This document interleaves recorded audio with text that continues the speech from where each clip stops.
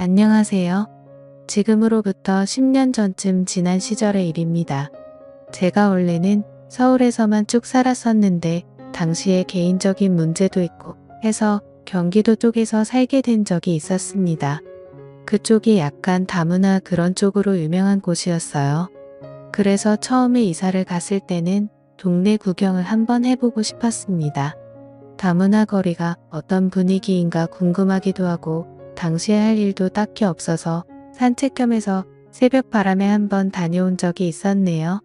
그냥 주워들은 것만 가지고 생각해보면 위험하거나 무섭거나 그런 이미지일 줄 알았는데 그런 건 없었고 똑같이 사람 사는 곳이더라고요. 뭐 다른 게 있다면 괜히 다문화라서 그런가 비슷한 사람들이 지나 다녀도 괜히 그 사람들이 한국 사람처럼 보이지 않았다는 것 정도였을 겁니다. 그리고 간판들이 한자나 노어로 되어 있는 걸 보니 여기가 다문화 거리가 맞기는 맞는구나 싶었네요. 간판으로 보나 거리 분위기로 보나 약간 예전에 즐겨보던 홍콩 영화 한 장면도 생각나고 좋더군요. 저는 좋아하는 분위기라 괜찮은데 이 동네가 위험하다는 그런 인식이 생기는 이유가 아마 같은 한국 땅인데도 다르게 보이는 위화감 때문이 아닐까 그런 생각을 했습니다. 골목골목이 주는 분위기나 해서 괜히 새롭고 하니 저는 빨빨거리면서 골목 구석구석을 쏘다니고 그랬습니다. 그러다가 요즘 보기 드문 다방이라는 간판이 눈에 들어오더라고요. 당시에 저는 말로만 들어봤지 실제로 가본 적은 없었거든요.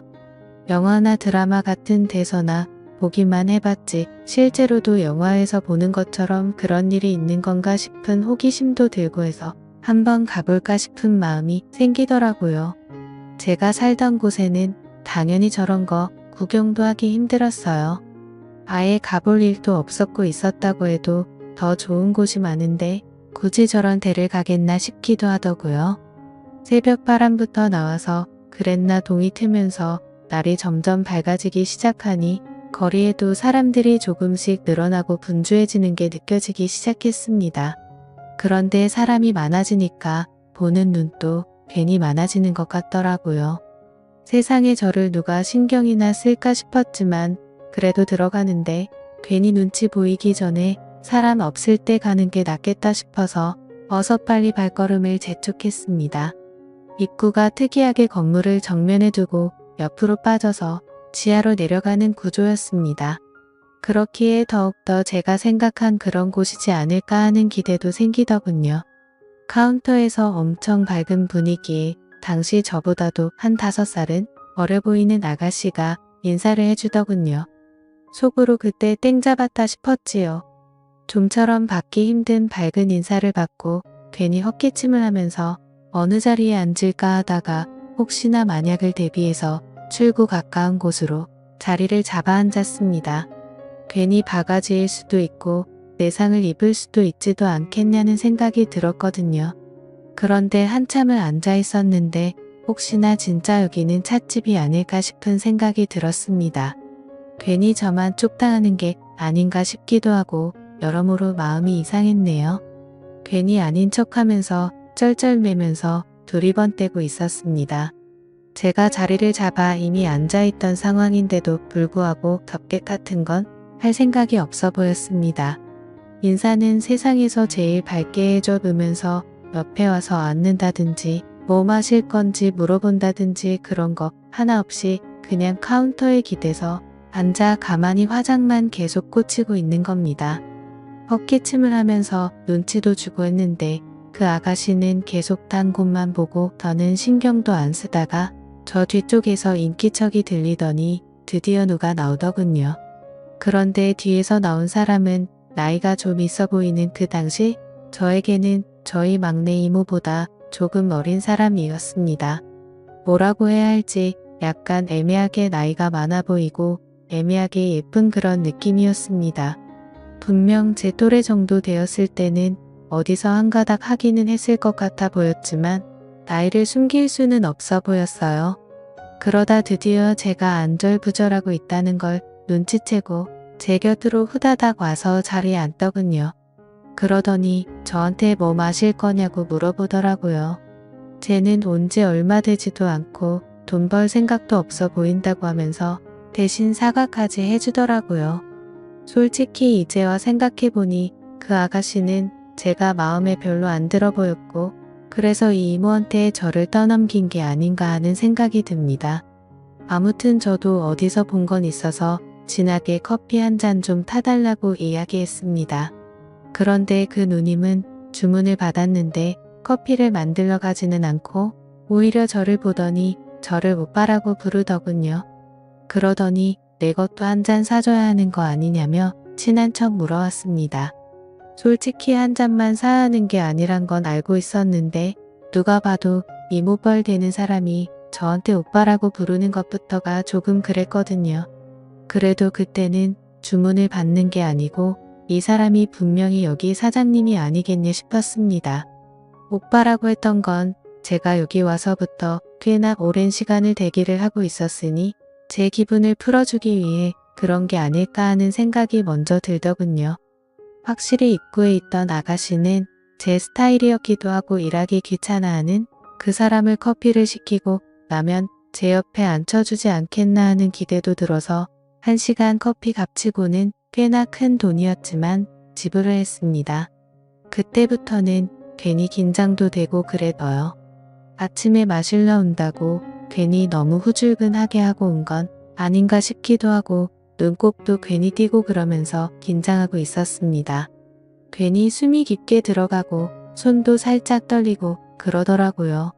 그런데 그 기대가 무색하게 그 젊은 여자는 카운터에서 여전히 관심 없는 듯 턱을 괴고 있는 상태로 딴 것만 보고 있고 그 이모뻘 되어 보인다는 분이 뒤뚱뒤뚱 커피랑 이런 걸 챙겨서 가지고 오더라고요. 컵 받침이랑 짝이 다른 데다가 입까지 조금 나가 있는 커피잔을 보니 커피 맛도 하나도 기대가 되지 않았습니다. 그런데 커피잔이 입에 닿자마자 저도 모르게 우아하고 감탄을 해버렸네요. 커피를 그렇게 잘하는 사람은 아니지만 그 커피 맛만큼은 제가 어디서도 단 한 번도 입에 대본 적이 없다고 해도 무방할 정도로 이것보다 맛있는 커피는 없다고 단언할 만큼 독보적인 맛이었습니다. 인스턴트로 이런 맛을 어떻게 내는 건지 싶을 정도로 감탄이 다 나오더군요. 잠깐 커피 맛에 너무 심취한 나머지 옆에 그녀가 앉아있던 것도 잊은 채 커피만 마시고 있었습니다. 그런데 따뜻한 커피 때문인지 긴장이 풀려서 그런가 괜히 날카로움도 좀 누그러졌어요. 그러니 제 옆에 앉아가지고는 저를 지그시 바라보던 그 누님이 다르게 보이더라고요.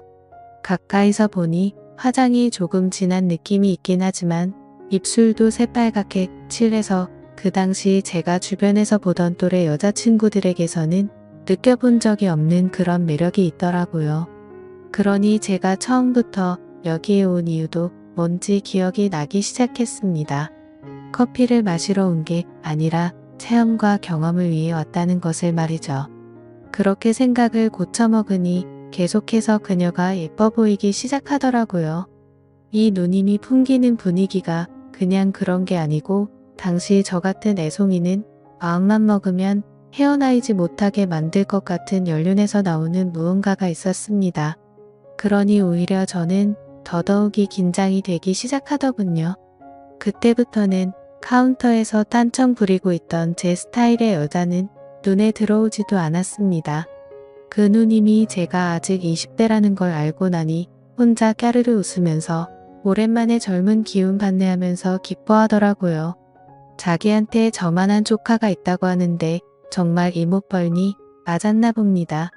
그리고 이어지는 질문 공세가 마치 호구 조사를 하는 것 같았습니다. 이 누님이 물어보는 말에 저는 따라가지를 못하고 계속 네, 아니요 하면서 단답식으로만 대답을 했습니다. 그런데 누님이 제가 따라오질 못하니 지루해졌는지 어느 순간부터 질문을 하면서 테이블 건너 벽에 걸려있는 텔레비전으로 계속해서 시선이 옮겨가더라고요. 얼마나 정적이 흘렀는지 저한테는 커피값에 포함된 1시간 중 몇 분 안 되는 시간이었는데 이대로 가다가는 가만히 단답만 하다가 가겠다 싶어서 안 되겠다 싶었습니다. 그래서 누님한테 커피 한 잔 더 마시고 싶다고 1시간 정도 더 있다 가면 안 되겠느냐고 조용히 말을 걸었지요. 누님은 제 말을 듣더니 피식하고 저를 깔보듯이 웃더군요.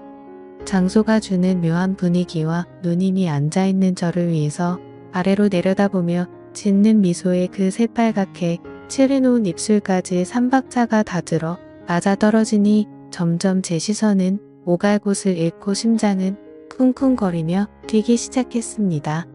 누님이 커피를 제 앞에 내려놓는데 한쪽 뺨으로 웃으며 저를 시선으로만 훑어보더라고요. 제 앞에 내려놓은 커피잔에는 커피가 없는 빈잔이었습니다.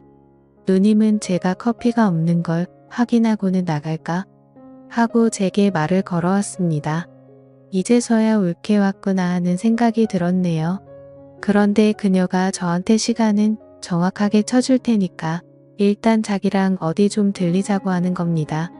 무슨 급한 볼일이라도 있는 줄 알았는데 길가에 붙어있는 첨가점에 들어가서 야채를 몇 개 사더라고요. 오늘 집에 뭐 음식 좀 해놓아야 하는데 이러면 곧바로 퇴근하면 시간이 딱 맞겠다면서요. 참 그때 반성을 한 게 이 사람들 또한 삶이 있고 인생이 있고 가정이 있는 사람들이라는 생각을 했다는 점이에요. 먹고 사는 게 다 똑같은 건데 당연히 일상이 있을 거라는 그런 생각은 안 했던 거죠. 그리고 나서 향한 곳이 저희 집입니다. 아무래도 공간이 있어야 할 텐데 원래는 저도 아무리 혼자 산다지만 집까지 끌어들일 생각은 없었거든요. 그런데 먼저 집으로 가자고 물어보니 거절할 수가 없었습니다. 집의 문을 열고 들어오니 곧바로 아까까지의 모습은 온데간데 없고 마치 마트에서 장보고 돌아온 신혼부부 마냥 눈빛부터가 돌변하더군요. 그렇게 그녀와 저는 연인처럼 시간을 보내었고 저는 깜빡 잠이 들고 말았죠. 얼마나 잔 건지 모르겠는데 부시럭대는 소리에 잠에서 깨게 되었습니다. 그런데 당연히 돌아갔을 줄 알았던 그녀가 제 부엌에서 아까 전 사온 재료들을 가지고 음식을 하고 있답니다. 저희 집에서 뭐 하시는 거냐 물어봤는데 어차피 밤새도록 일했고 오늘도 저녁에 다시 출근해야 하는데 막상 집까지 가려니 시간도 애매하고 하더라고요.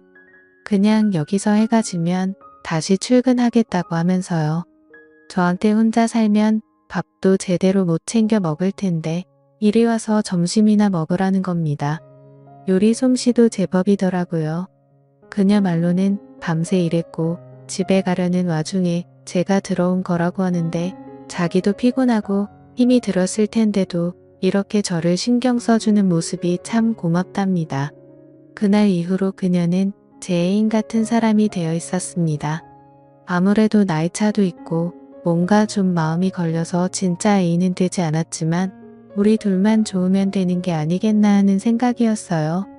이틀 연속 쉬는 날에만 집에 돌아가고 그녀가 일하러 나와야 할 때는 보통 저희 집에서 머물고 그랬습니다.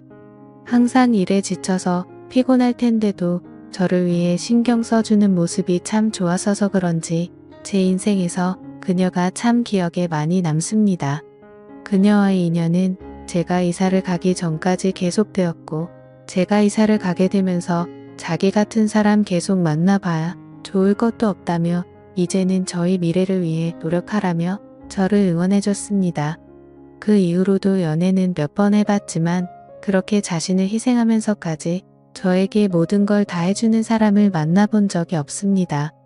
몇 안 되는 인연에 그런 사람을 또 만나본 적이 없어서일 수도 있겠지만 저한테는 10년이 더 지나 이 시점에도 기억에 참 오래 남는 둘도 없이 좋은 사람이었습니다. 잘 지내고 있을까요? 회사에서 믹스커피를 마실 때마다 그때의 커피 맛도 생각나고 그녀가 항상 그립고 보고 싶을 때가 있네요. 지금까지 제 사연을 들어주셔서 감사드립니다.